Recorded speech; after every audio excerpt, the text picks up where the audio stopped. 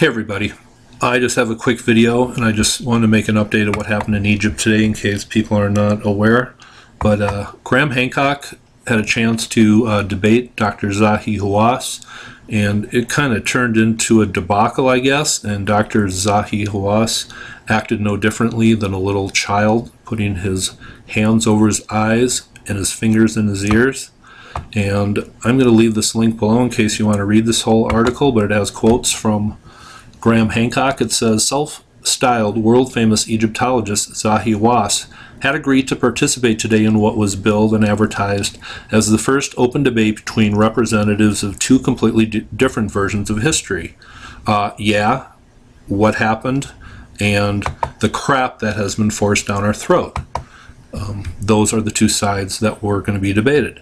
Each of us was to give a 1-hour presentation followed by a debate in which the audience would join with questions.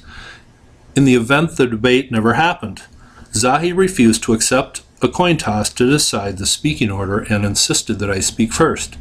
I agreed to do this, despite the fact that the first speaker is at a slight disadvantage in any debate since he does not have the opportunity to hear the other speaker's presentation before giving his own.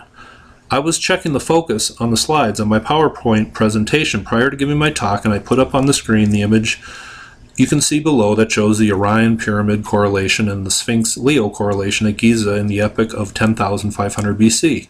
Rightly and properly, since the Orion correlation is Robert Bauval's discovery, I included a portrait of Robert Bauval on the slide. As soon as Zahi saw Robert's image, he became furious, shouted at me, made insulting and demeaning comments about Robert, and told me that if I dared to mention a single word about Robert in my talk, he would walk out and refuse to debate me. Oh, boo-hoo, Zahi.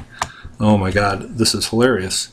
But it just goes on to talk about the fiasco that happened today, and it says, at one point during Zahi's question and answer, and he refused to listen to Graham Hancock's presentation because he was too busy being a baby in a back room somewhere.